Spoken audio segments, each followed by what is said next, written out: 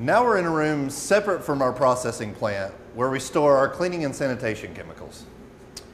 As you can see behind me, we have quite a few different types of chemicals in here, and we have to maintain total control. You want to control inventory and access through procedures that are established within the plant. You can see the chemicals are all labeled properly. We have a compilation of all the MSDS sheets at a central location in case a safety issue arises.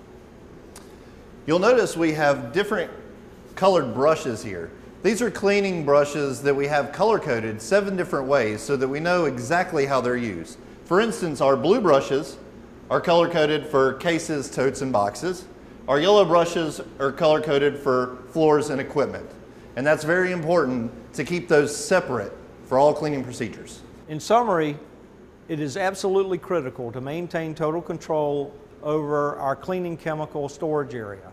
That means being able to close off access and limit accessibility and monitor inventories within this area.